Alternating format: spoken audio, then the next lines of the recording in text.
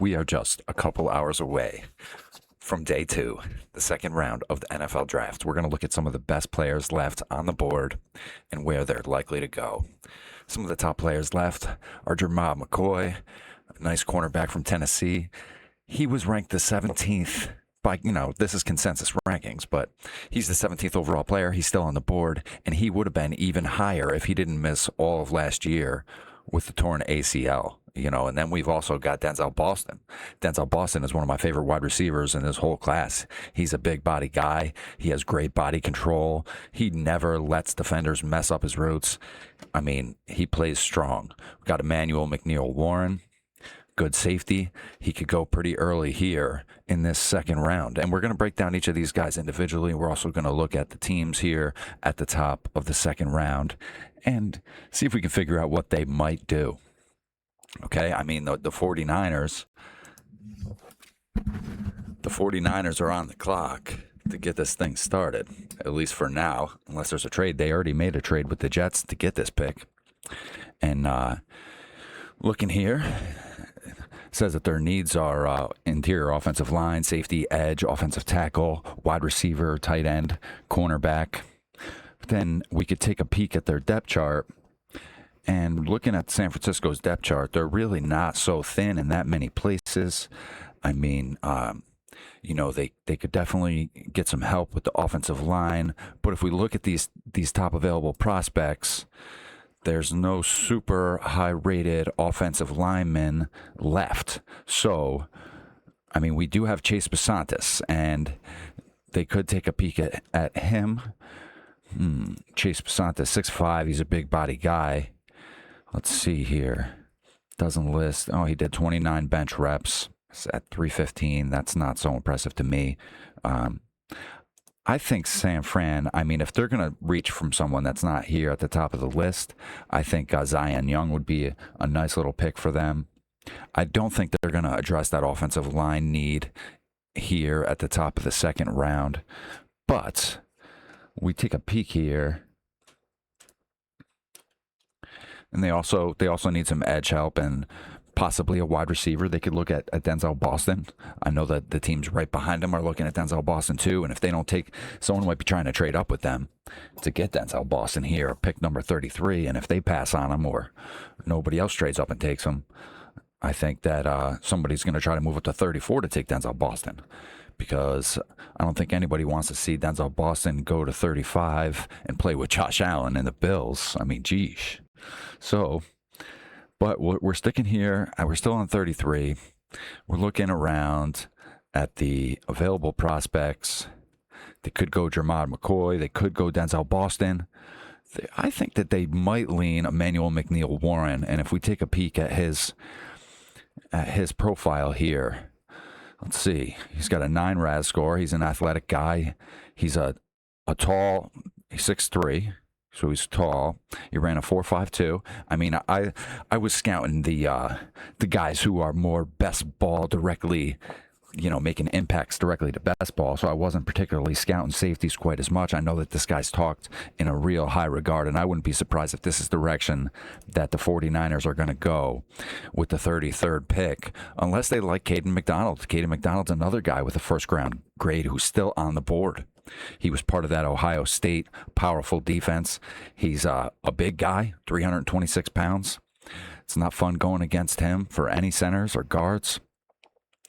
So there we go. I mean, chances are if the San Francisco 49ers stick here at this pick with 33, they're probably looking at either Jermod McCoy, who is probably the best player left on the board. And like I said, he would have went even higher. He might have been a top 10 pick if he played last year, but he missed the entire year with a torn ACL. I don't love them going Denzel Boston here. I think that it's either McCoy or McNeill-Warren, possibly Caden McDonald. And if it's not any of those guys, they're probably going to look at an edge guy like Zion Young or TJ Parker. So, moving along, the Cardinals now have the second pick. The Cardinals have the second pick in the second round. And, unlike the 49ers, the Cardinals have plenty of needs.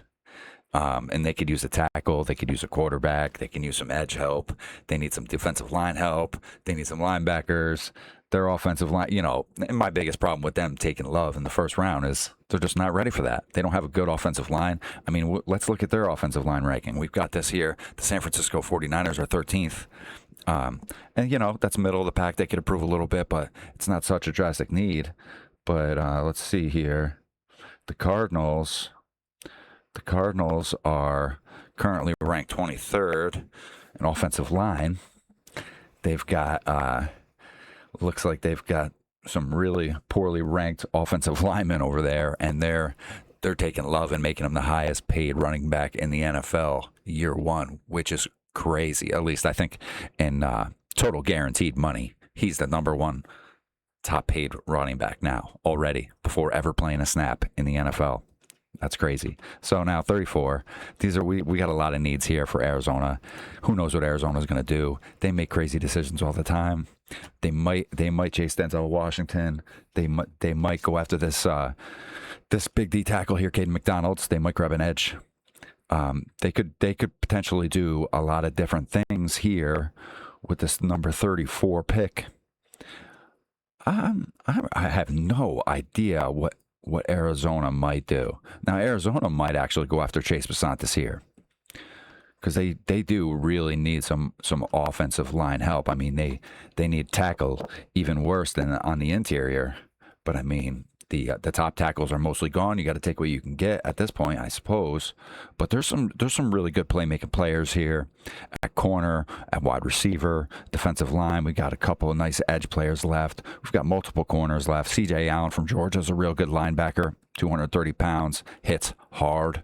So, I'm not sure exactly what they're going to do. They're not in the best shape with the old offensive line.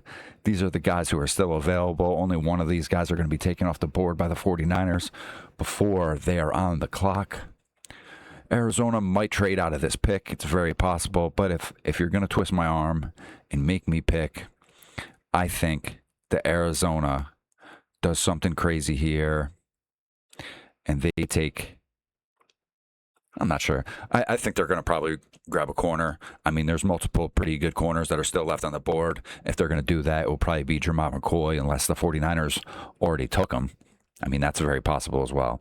So now just moving along, we don't want to spend too much time on the Cardinals. So now let's go check out the Bills depth chart. And the Bills obviously have Josh Allen and James Cook holding down the fort. They brought in DJ Moore. They've got Keon Coleman. I mean, these guys definitely need another wide receiver. And if Denzel Boston is still on the board, I don't know how they could possibly resist snatching up Denzel Boston here in this spot to play with Josh Allen. They do still have Shakir, but you know what? Shakir and Coleman have been real streaky. They've both shown flashes of being good, but they're just not so consistent. And we take a peek here. It says that the Bills' biggest needs are defensive line, linebacker, and edge, followed by wide receiver. So maybe they look defense here, and we'll look at the best available prospects, see what kind of defensive line and linebackers we have left. Now, we know we have our big boy from Ohio State, Caden McDonald, who's probably still here right now. And, he's a key anchor to Ohio State's defense in the front. 2025, he posted 57 tackles, 8 tackles for loss, 3 sacks, and he added 2 forced fumbles on top of that. That's pretty nice. And then let's see here. The Bills' offensive line, where are they ranked? Let's take a quick peek at that. Are they really? Yeah. The Bills have the 5th ranked offensive line. So they built that ass first. They don't have to necessarily worry about stacking big boys up front.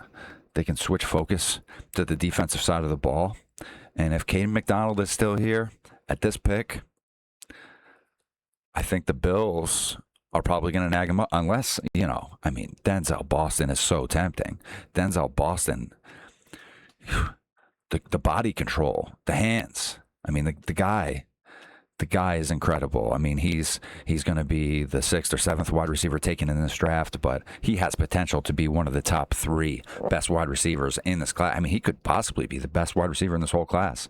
By the time their careers are over, we'll see how everything pans out. But I think Caden McDonald is probably the pick right here. And then we move on to the Raiders. Now, the Raiders are on the clock. The Raiders already picked up their quarterback in the first round, Fernando Mendoza. They need some defensive line help. They need some safety help. They need to protect Mendoza, so they need another tackle. Let's see where their offensive line ranks. I'm sure it's going to be a little bit more towards the back. Let's see here. Worse than the Jets, worse than the Commanders, worse than the Cardinals, worse than the Jaguars. Oh, man. Are they really the worst? The 31st, man, that's rough. Got the second to worst rated offensive line, bringing in a new young stud quarterback. I mean, they really need to protect him. They're gonna have to grab Chase Pasantis right here, I think. I mean, their worst ranked offensive lineman is Stone Forsythe. Now let's go down to their depth chart. Check out the Las Vegas Raiders depth chart, and taking a quick peek.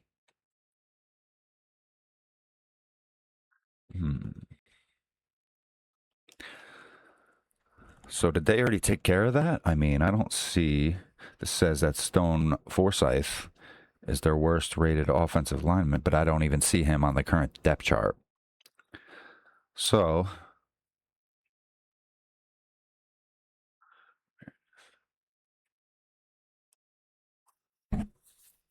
anyways, they might have to just reach for the best available offensive lineman here. And of course, if Denzel Boston is still here, they can't. It's going to be hard for them to resist getting Mendoza even more weapons to go with those 2 nice tight ends, Trey Tucker.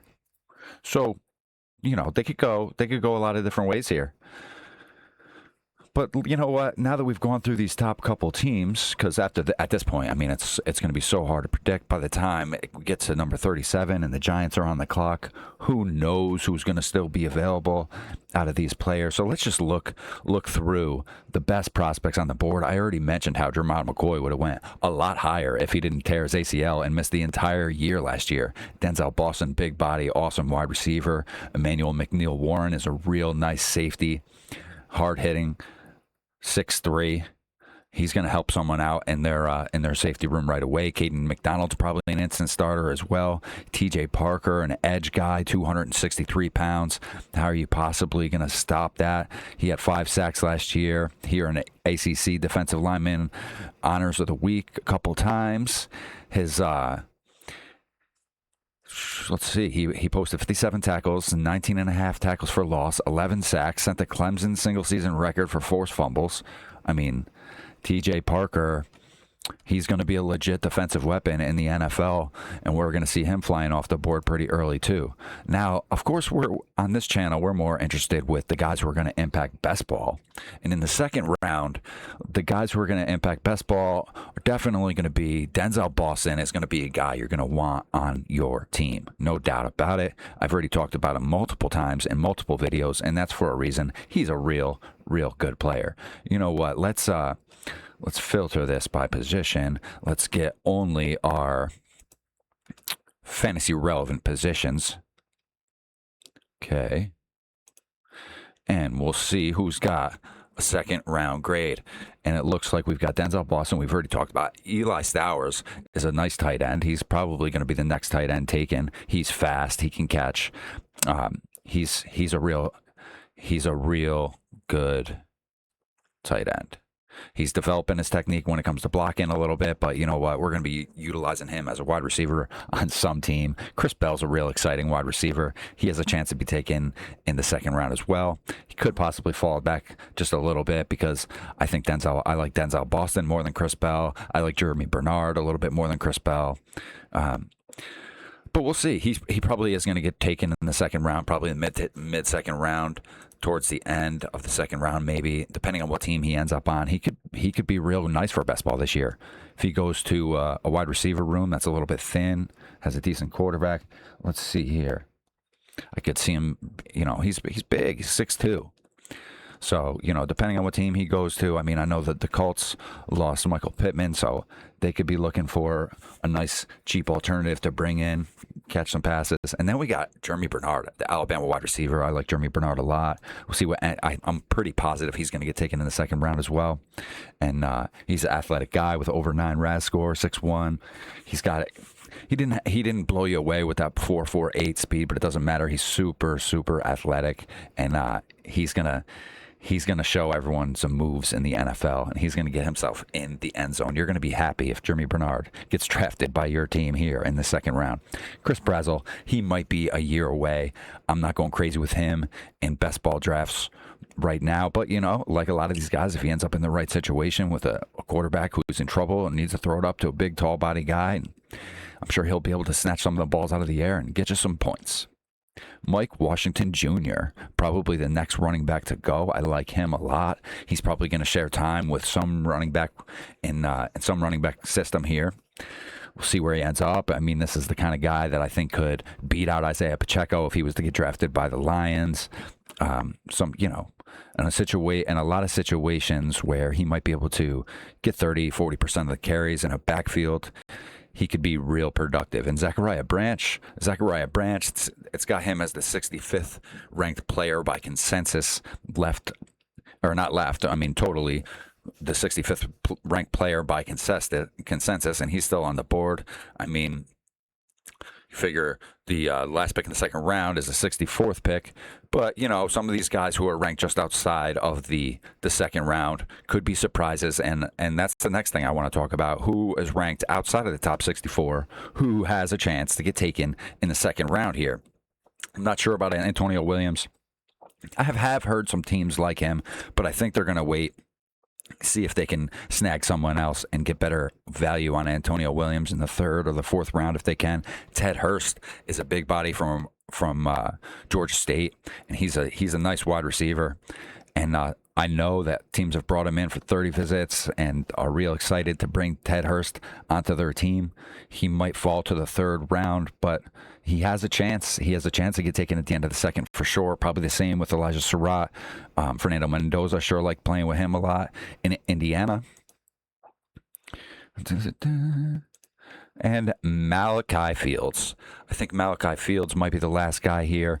The consensus has him at 76, but you know what? When I see this guy, I see a real productive NFL wide receiver, big body. I think if they relied on him a little bit more in Notre Dame, because they didn't. They had 2 really good running backs, and they just didn't have to rely as much on Fields and some of the other weapons in the passing game. But in the NFL, I really think that this guy is going to be a big time player. And in your best ball drafts, he's probably someone you want to target. And that might be the end of the guys who are going to impact best ball, who are going to get taken on day 2. But we're going to see where they're going to go. And that, of course, is going to change everything with how I view all these guys and how much exposure we should be nabbing them up once best ball resumes after the draft. Hopefully it picks back up on Sunday on DraftKings. I'm not really sure. I think by Monday the dead zone should be over. Best ball should be back. The new tournaments should be up, and we'll be drafting.